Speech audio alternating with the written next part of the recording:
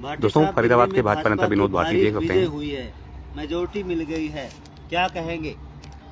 बड़ा खुशी का आज ये क्षण है कि आज दिल्ली में भाजपा की जीत नहीं, नौजवान की जीत हुई है। भारतीय जनता पार्टी के विकास कार्यों की जीत हुई है। जिस तरीके से हरियाणा में, राजस्थान में, महाराष्ट्र में विकास के नाम पर जीत हासिल की, दिल्ली के लोगों ने केजरीवाल के झूठे वादों को ठुकराकर, झूठे लालच को ठुकराकर आज विकास के पहिया को चुना है। और आज वहां दिल्ली में भी भारतीय जनता पार्टी की सरकार। भाटी साहब, केजरीवाल तो कह रहे थे मैं कट्टर हिंदू हूँ और पता नहीं क्या क्या कह रहे थे, जो है क्या हुआ, जो है कैसे डिब्बा गोल हो गया? देखो, आप सरकार नहीं, आपदा सरकार थी जिसने जनता को गुमराह किया, झूठे लालच दिए, विकास कार्यों को दरकिनार कर दिया, दिल्ली की जनता को बहकाने बरगलाने का काम किया, रोहिंग्या को वहां बसाने का काम किया, हमारे हिंदुओं को पछाड़ने का काम किया। हमारी भारतीय जनता पार्टी राष्ट्रवादी पार्टी है, राष्ट्र हित की पार्टी है, देश हित की पार्टी है, विकास की पार्टी है।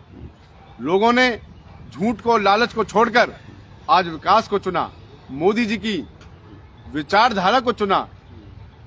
आज इतना खुशी का क्षण है कि आज हरियाणा के तमाम नेताओं, नायब सैनी जी, हमारे मुख्यमंत्री मनोहर लाल जी, हमारे कृष्णपाल जी, हमारे विपुल जी, राजेश नागर जी, सभी मंत्रिमंडल ने वहां जाके मेहनत की और सभी को उनकी मेहनत का फल मिला।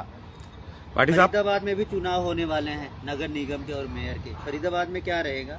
देखो, मैं आपको 100% आश्वासन देता हूं कि फरीदाबाद की जनता बहुत समझदार जनता है। ट्रिपल इंजन की सरकार बनने जा रही है। छोटी सरकार भी भारतीय जनता पार्टी की बनेगी, पूर्ण बहुमत से आएगी। लोग मोदी को, नायब सैनी को, कृष्णपाल को भूल नहीं सकते, विपुल गोयल, राजेश नागर को भूल नहीं सकते।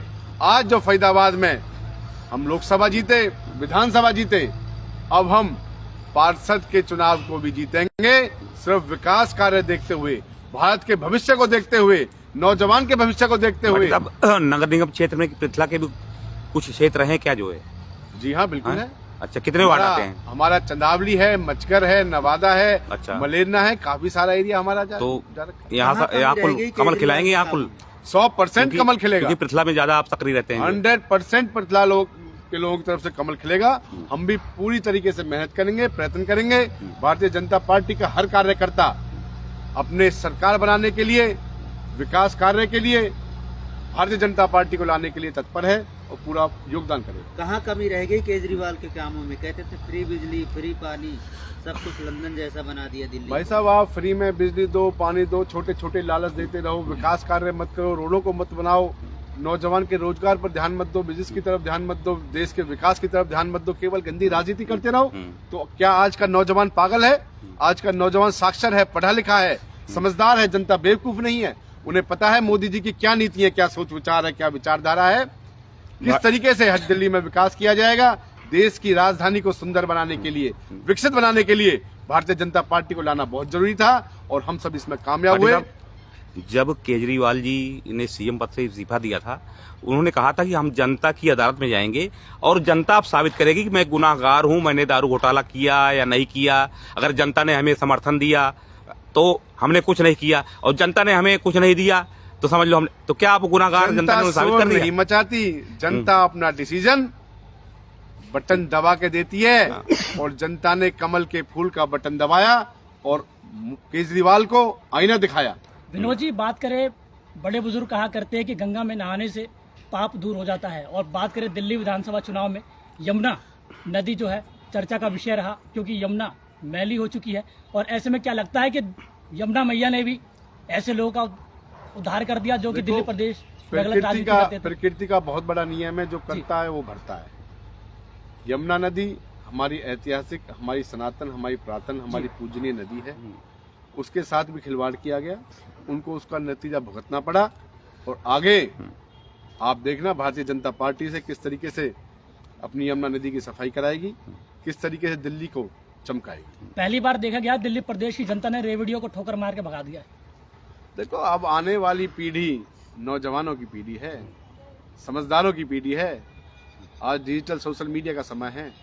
हर बच्चे को पता है कि विकास कैसे होगा, हर नौजवान को पता है उसकी तरक्की करने में कौन सी सरकार उसका साथ देने वाली है। रेवड़ियां तो चंद दिन की मेहमान थी, जब लोग बहकाए गए, बरगलाए गए, लोगों के सीधेपन का फायदा उठाया गया।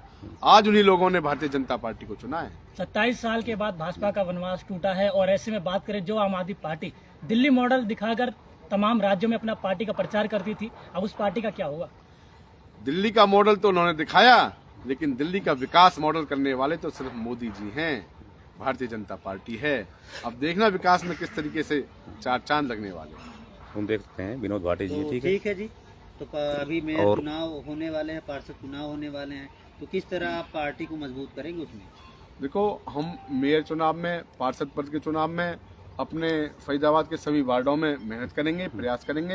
विनोद भाटी और team why Vinod her ward में अपनी लगभग अपनी उसमें सदस्यता दिखाएगी, पूरे प्रयास करेगी, चाहे वो लोगों तक भारतीय जनता पार्टी की नीतियों को पहुंचाना हो, मोदी जी के विचारों को पहुंचाना हो, उनके आने वाले सुनहरे भविष्य की योजना को बताना हो, उन्हें अपने भविष्य को सुंदर बनाने के लिए भारतीय जनता पार्टी को चुनने का मौका देना हो। विनोद जी, क्या लगता है दिल्ली की जनता ने बीजेपी पर विश्वास किया है, वैसे फरीदाबाद की जनता ट्रिपल इंजन बनाने के लिए बीजेपी पर भरोसा करेगी तीसरी बार? देखो, फरीदाबाद का जो जनता है बुद्धिजीवी वर्ग कहते हैं इसे, और फरीदाबाद का जो भी नागरिक है एटॉमिक एनर्जी रखता है, उसे पता है। उन्होंने लोकसभा जिताई, विधानसभा जिताई और अब फरीदाबाद में पार्षद पद को जिताई। ठीक ठीक है। है जी, धन्यवाद। बहुत देखते हैं।